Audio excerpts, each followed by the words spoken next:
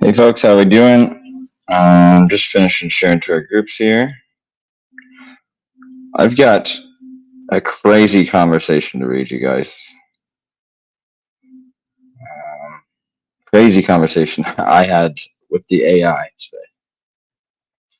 today. So I've had this theory lately, and I thought I'd try it out today. Holy shit. That's all I have to say. So I'm going to bring this up here. We're going to get into it. So one thing, let's say hi. Anybody here? Stefan, how are you? Roxanne? I will say that with the AI, whoa, why is your speaker's on out here, bro? Sorry. That's alright. It's an accident. There we go. With the AI, you can't tell AI to continuously learn nonstop and then add in a narrative as well. Science just doesn't work that way. You can't, it's like, it'd be like if your brain had, instead of your brain's purpose, it was working against it at the same time. It doesn't make sense. So with the AI, it's not going to omit things. And one thing you'll notice is it gives about an 80% of what the government or the news would give you. But then at the bottom, there's always going to be a little piece of something. So I had a conversation with the AI this morning, and I'm just going to bring this up here. The first question that I asked it was, excuse me, is the Canadian democratic system actually set up to benefit the people? 16 questions later, the last question I asked it was, okay, so considering everything we've discussed, could the Five Nations coming together with the Thunderbird and the ÇŌRA Wampum and the Haudenosaunee and the Iroquois Confederacy be the answer to reinstating the Great Law of Peace? Holy shit. What a conversation. So, let's get to it. I'm not one for coming on here to read things off, but this might be one of the greatest things I've ever read. So, remember our first question there. Is the Canadian democratic system actually set up to benefit the people? This is what I asked ChatGPT today. It ended in an hour-long conversation. For anybody who hasn't used the AI, if you stay in the one conversation, it'll utilize that conversation for its answers, if that makes sense. Like if you were to ask it a question referring to what you're discussing, 9 questions in, if you were to ask that question from the get-go, it's going to give you a different answer. It works like a brain, like a human would, but it doesn't forget. This is how it responded to the first question, so it's going to flow pretty good after this. The Canadian democratic system is designed to represent the interests of the people and provide them with a voice in government. It has several key features. Actually, you know what? We're going to do it this way. We're just going to bring it up here.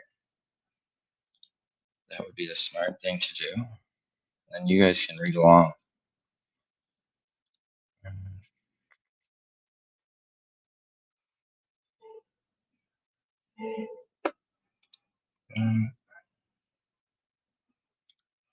Okay. Just bear with me 1 second.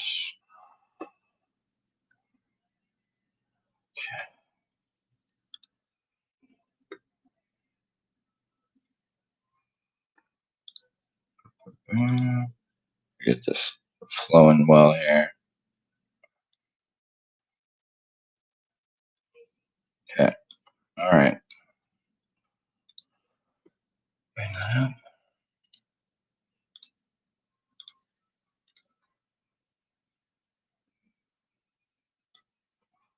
So, the Canadian democratic system is designed to represent the interests of the people and provide them with a voice in government. It has several key features aimed at promoting democratic principles. Representative government. Canada operates under parliamentary democracy, where elected representatives in the House of Commons represent their interests and concerns of their constituents. The system allows citizens to choose their representatives through free and fair elections. Federalism. Canada is a federal state, meaning power is divided between the federal government and provincial territorial governments. This division allows for local issues to be addressed at the regional level, reflecting diverse needs across the country. Constitutional framework. The Canadian Constitution establishes fundamental rights and freedoms for all citizens. It also outlines the structure and powers of government, ensuring a balance of authority and accountability. Rule of law. Canada upholds the rule of law, meaning that all individuals, including government officials, are subject to and accountable under the law. This principle protects citizens from arbitrary actions by those in power. Checks and balances. The Canadian system includes mechanisms to prevent the concentration of power. This includes the separation of powers between the executive, legislative, and judicial branches of government, along with other accountability measures. Electoral system.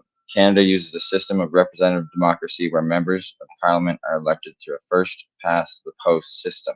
However, debates continue about whether this system fully represents the diversity of Canadian opinion. While Canada's democratic system is designed to benefit the people by providing avenues for representation, participation, and accountability, like any system, it is not without its challenges or areas for improvement. Some critics argue that certain aspects of the system, such as the electoral process or the influence of money in politics, can undermine its effectiveness in truly representing all Canadians. Therefore, ongoing debate and reform efforts seek to strengthen and refine Canada's democratic institutions to better serve the interests of the people. It sounds like you're referring to certain aspects of the Canadian parliamentary system where the Prime Minister's power can be seen as concentrated, particularly in the context of the relationship between the Prime Minister and the Governor General, who represents the Queen, as Canada's head of state. In Canada's constitutional monarchy, the Prime Minister is appointed by the Governor General following a general election where the leader of the party that wins the most seats in the House of Commons typically becomes Prime Minister. The Governor General's role in this context is largely ceremonial and symbolic, with the actual exercise of executive power residing with the elected government. So, as is, like the tops are pretty straightforward. We're not going to read all the tops because they don't fucking matter. But I feel like this is missing our titles. But I still have it open here. I'm just going to fucking read it from the chat GPT. It's been a long morning and it's been crazy, so we're gonna do this the right way finally.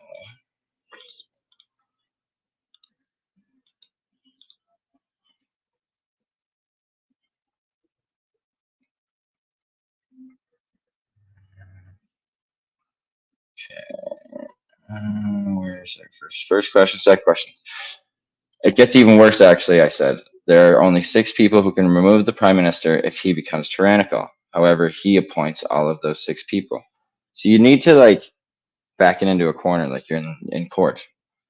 And that's when it got into that. That's where I noticed it was missing the title. Regarding your point about the Prime Minister appointing individuals who could potentially remove them, it's important to note the following. Cabinet ministers.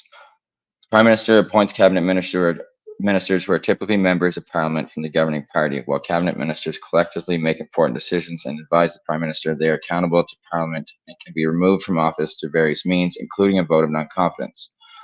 The Prime Minister's power ultimately depends on the support of the House of Commons. If the Prime Minister were to act in a tyrannical manner or lose the confidence of Parliament, there are mechanisms within the parliamentary system to hold them accountable, such as votes of non-confidence or elections. Governor General. Governor General technically has the power to dismiss a Prime Minister, but this power is largely ceremonial and exercised based on convention and the advice of the elected government. In modern practice, the Governor General acts on the advice of the Prime Minister. In summary, while the Prime Minister does wield significant power within the Canadian parliamentary system, this power is not absolute and is subject to checks and balances inherent in the democratic process. The accountability of the Prime Minister ultimately rests with Parliament and the electorate, which have the ability to remove a government that does not act in accordance with the will of the people or violates democratic norms. And this is my question.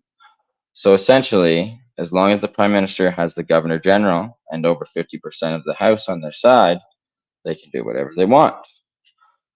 And it said, so we're going to focus on the tops and bottoms, and we'll skip this middle. We know what the Governor General is, and the House confidence, we've already been over that. In a parliamentary system like Canada's, the Prime Minister's ability to govern effectively does depend significantly on maintaining the support of the Governor General, acting on convention advice, and a majority in the House of Commons. However, there are important considerations and limitations to this assertion.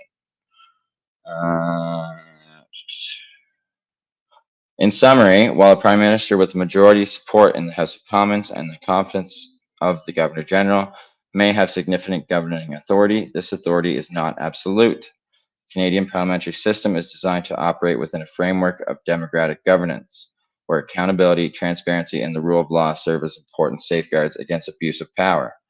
Public opinion and democratic processes remain critical in shaping and influencing government actions and policies. It's another question from me.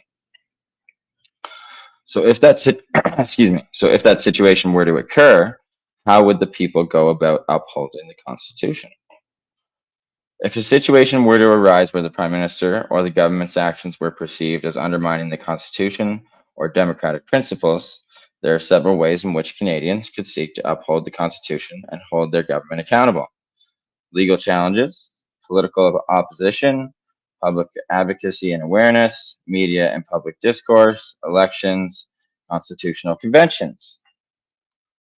It's important to note that upholding the Constitution and defending democratic principles is a collective responsibility that involves various stakeholders, including citizens, institutions, civil society, and the media.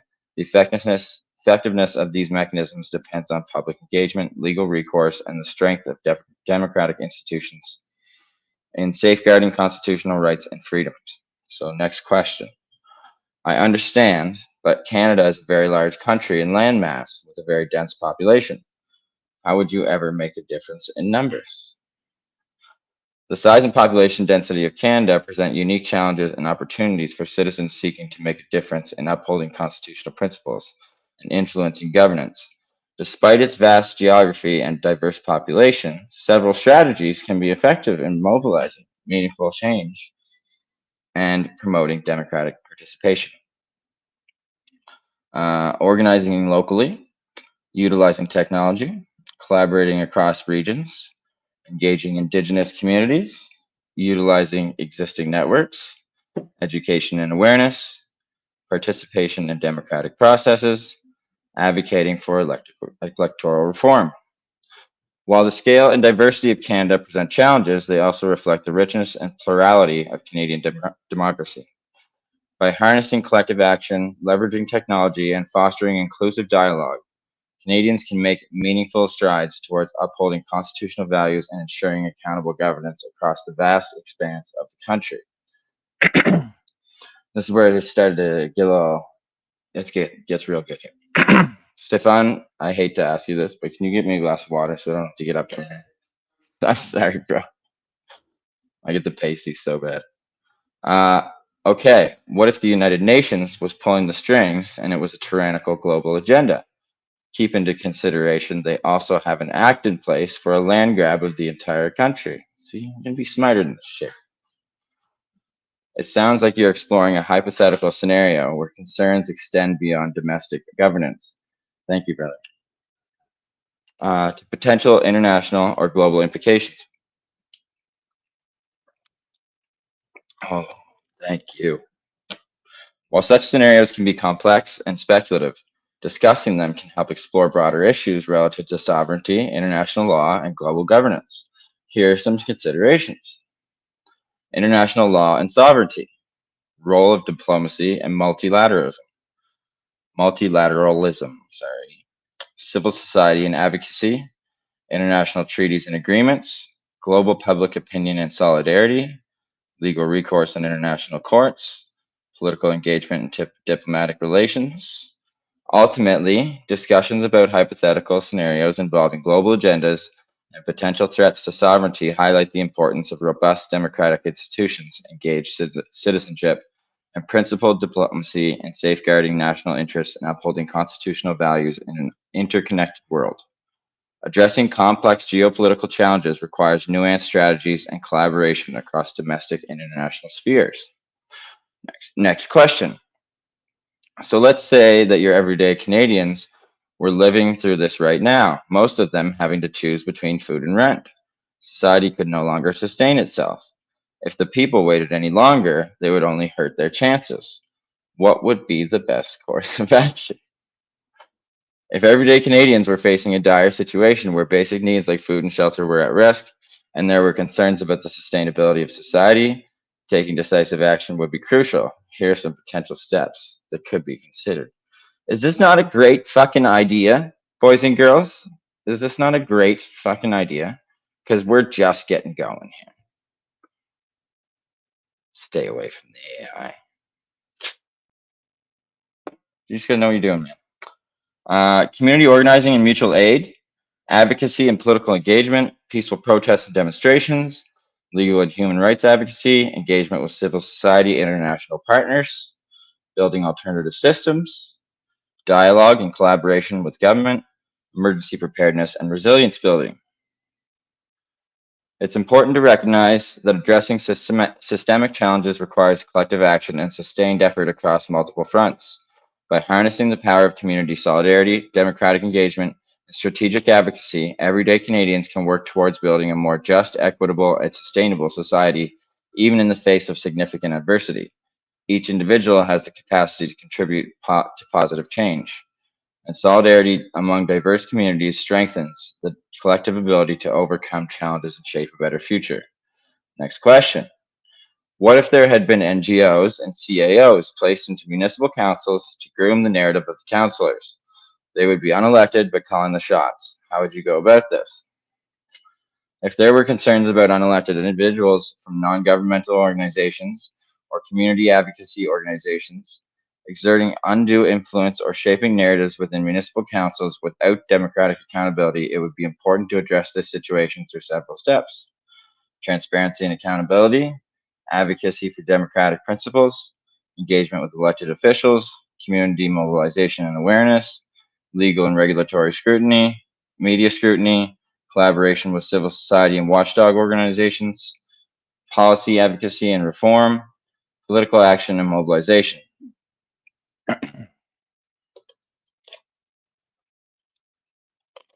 It's essential to uphold democratic values and principles in local governance to ensure that elected representatives remain accountable by their constituents and that decision-making processes are transparent and inclusive. By fostering public engagement, promoting accountability, and advocating for democratic reforms, communities can safeguard the integrity of municipal governance and protect democratic institutions from undue external influence. How would you begin constitutional conventions? Beginning constitutional conventions involves a deliberate and inclusive process aimed at establishing or revising the fundamental principles and norms that govern a society. Constitutional conventions are unwritten rules and practices that guide governance and uphold the principles of democracy, rights, and the rule of law. Here are steps to initiate constitutional conventions: public engagement and consultation, establishing a constitutional commission or assembly, reviewing existing constitutional framework, defining key principles and values, drafting constitutional proposals, consultation and feedback, political consensus building, legal and institutional considerations. Well, that sounds good. Public ratification and adoption, implementation and monitoring. Initiating constitutional conventions requires a commitment to inclusive and participatory processes, transparency, and accountability. By engaging citizens, fostering dialogue among stakeholders, and prioritizing democratic principles, constitutional conventions can strengthen governance, uphold fundamental rights, and adapt to the evolving needs of society. Next question. If all federal parties were infiltrated and this situation were real, what would you suggest? If there were a hypothetical situation where all federal political parties in Canada were infiltrated or compromised, posing significant challenges to the democratic process, addressing such a scenario would require careful consideration and strategic action. Here are several steps that could be considered in response to this challenging situation. Assessment and analysis, independent investigation, public awareness and transparency, civil society mobilization, support for independent candidates or new parties, legal challenges and accountability measures, election integrity and reform, international engagement, civic education, and democratic participation. Responding to a scenario where all federal parties are infiltrated requires a multifaceted approach that prioritizes democratic principles, transparency, and public accountability. By mobilizing civil society, supporting independent voices, advocating for reforms, and engaging in dialogue, Canadians can work towards safeguarding democratic institutions and restoring trust in the political process. But what if you only had 2 weeks to stop it? If faced with a time-sensitive situation where urgent action is needed to address the infiltration of all federal parties within a short time frame, e.g. 2 weeks, the focus would need to be on immediate and decisive measures to mitigate the impact and restore democratic integrity. Here are steps that could be considered. Oh, my eyes. Sorry. Too much screens today. I'll take a break after this. Here are steps that could be considered within a compressed timeline. Emergency public awareness campaign, call for emergency parliamentary session, international diplomatic pressure, legal challenges and court actions, emergency political mobilization, engagement with non-infiltrated actors, focus on key decision points. Crisis and management and response team, parallel tracks of action, prepare for long-term consequences. While the immediate focus is on halting the infiltration within 2 weeks, also prepare for potential long-term consequences and follow-up actions to restore democratic processes and rebuild trust in political institutions. In a high-stakes scenario with a tight timeline, rapid and coordinated action is essential. Prioritize activities that can disrupt the infiltration, expose the truth, and mobilize public and political support within the constrained timeframe available.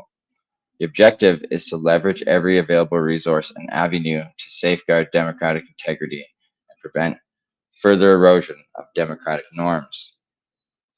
Would the Iroquois Confederacy of the 1600s be something to be used against this to restore the great law of peace? Now we really get going here.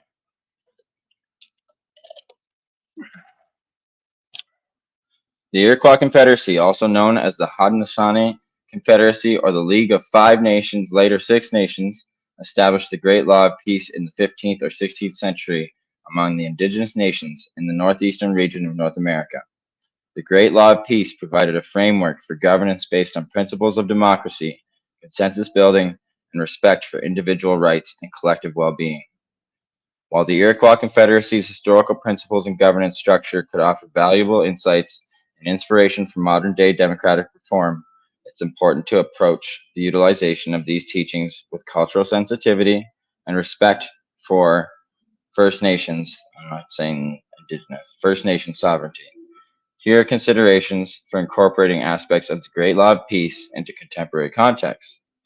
Learning from First Nations governance, applying democratic principles, promoting inclusivity and collaboration, respecting First Nations rights and sovereignty, reconciliation and partnership, educational initiatives, policy reform and implementation, community engagement and empowerment, and we're going to add the abolishment of the Indian Act there as well.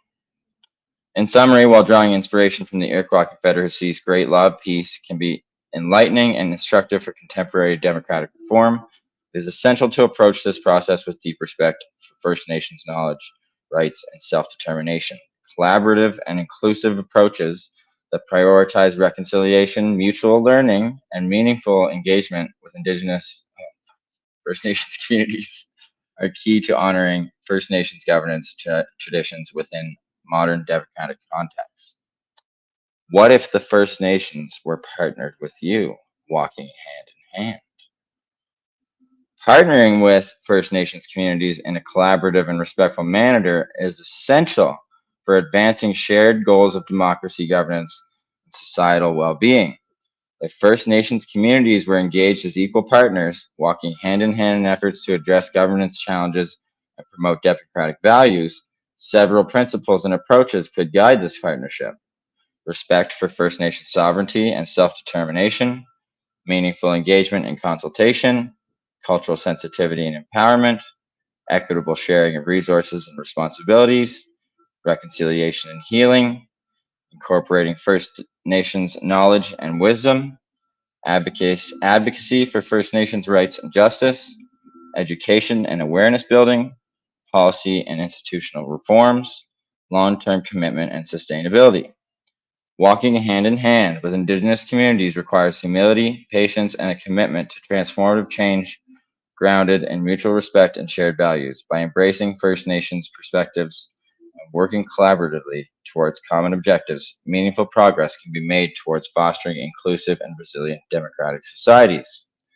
So, considering everything we have gone over, if the Canadian citizens and the Indigenous put the Iroquois Confederacy in place and used the two-row wampum, could this work to free the people? The idea of implementing principles from the Iroquois Confederacy, including the two-row wampum treaty, within the context of modern Canadian governance is intriguing and raises important questions about democratic reform, First Nations rights, and the pursuit of justice and freedom for all citizens. However, it's essential to approach this concept with careful consideration of legal, political, and cultural complexities. Here are some considerations: respect for First Nation sovereignty, reconciliation and nation-to-nation relations, incorporating First Nations knowledge and practices, legal and constitutional considerations, community consultation and consent, educational and public awareness, policy development and implementation, and long-term commitment and sustainability. In summary, while exploring the potential of incorporating the Iroquois Confederacy and the two-row wampum treaty into Canadian governance is thought-provoking, it requires careful navigation of legal, political, and cultural landscapes. The key to success lies in fostering genuine partnerships, upholding First Nations rights, and working towards reconciliation and justice for all Canadians. By embracing First Nations knowledge and values, Canada can move towards a more inclusive, equitable, and just society where freedom and self-determination are realized for all citizens. You guys want me to stop yet? We should probably keep going. Would incorporating the Thunderbird flag have any benefit from the West? Incorporating symbols like the Thunderbird flag, which holds cultural significance and represents First Nations traditions and heritage from the west coast of Canada, could have several potential benefits and implications within the context of broader governance and societal representation. Here are some considerations: cultural recognition and representation, promotion of Indigenous sovereignty, First Nations. We're going to read this because, cultural recognition and representation. Adopting the Thunderbird flag as a recognized symbol within governance structures acknowledges and honors First Nations cultures, traditions, and histories from the West Coast. It promotes cultural recognition and representation in public spaces and institutions. Promotion of First Nations sovereignty. The Thunderbird flag symbolizes Indigenous sovereignty and self-determination, aligning with principles of First Nations governance and nationhood. Its incorporation can signal a commitment to First Nations rights and autonomy, unity, and inclusivity. Embracing the Thunderbird flag fosters unity and inclusivity. By celebrating First Nations diversity and contributions within broader Canadian society. It promotes intercultural understanding and reconciliation. Educational opportunities. Displaying the Thunderbird flag in educational settings, government buildings, and public events provides opportunities for learning about First Nations cultures, histories, and spiritual beliefs.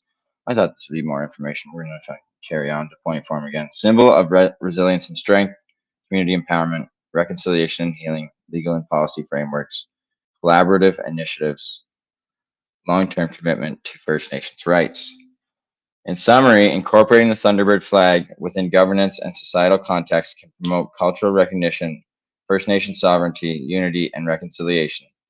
It represents a step towards embracing First Nations perspectives, values, and contributions within the fabric of Canadian identity and governance. By fostering inclusivity and celebrating First Nations heritage, Canada can move towards a more equitable and respectful society for all. Okay, I think this is the last. Yeah, so this is our last question. And at the bottom here, it's just beautiful to read. Okay, so considering everything we've discussed, could the Five Nations coming together with the Thunderbird and the ÇŌRO₁₼ and the Haudenosaunee and the Iroquois Confederacy be the answer to reinstating the Great Law of Peace?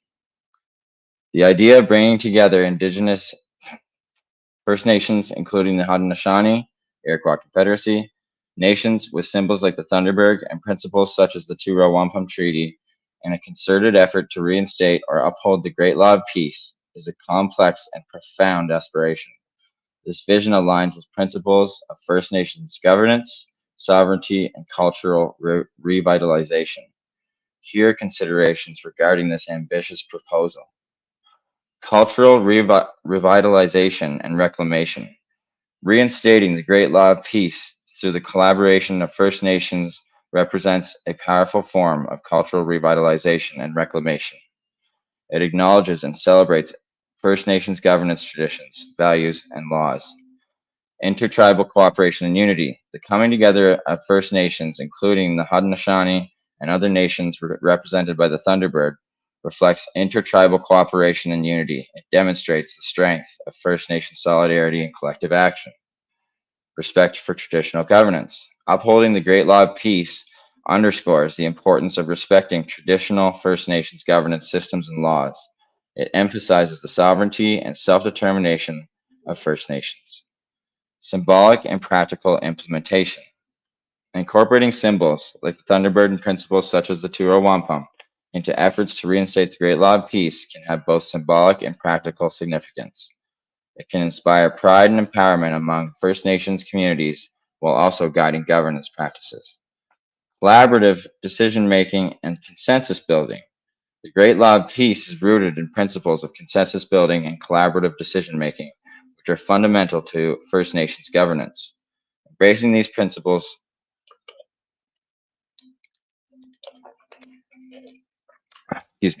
fosters inclusive and participatory processes, educational initiatives, and public awareness. Promoting awareness and understanding of the Great Law of Peace, the Haudenosaunee Confederacy, and the First Nations governance principles is essential.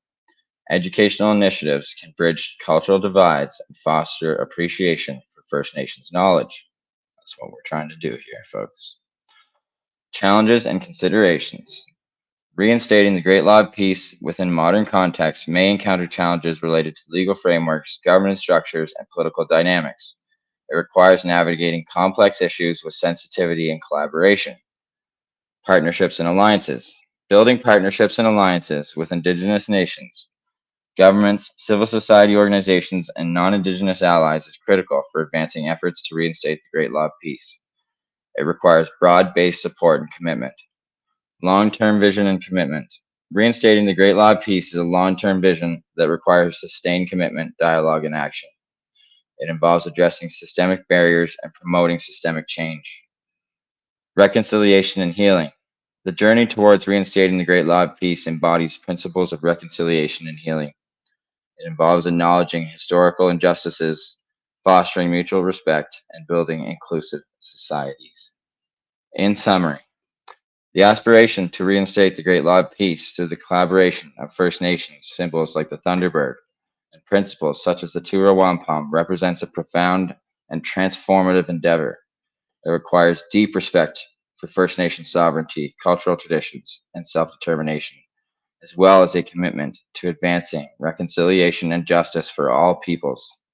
By embracing First Nations governance principles, Canada can move towards a more inclusive, equitable, and harmonious future grounded in the wisdom of the past. Wild conversation that I had with the AI today. Wild conversation. So we're going to break this down later because I know there's probably a lot for a few people. My eyes are killing me right now. It's hard to even look on the screen. So I'm done reading. I haven't seen any comments. Judging by the first comment I see, I really hope people aren't arguing about religion in the comments. I really hope not. Anyways, I'm gonna wrap my head around all this because I knew we'd get some answers out of the AI. I didn't think it would be so supportive. So I'm gonna play some more with it. But I hope y'all have a good day. I hope y'all enjoyed our little story there. And I saved all that. I'm gonna post it into screenshots there. So love y'all, and we'll see you tonight at some point.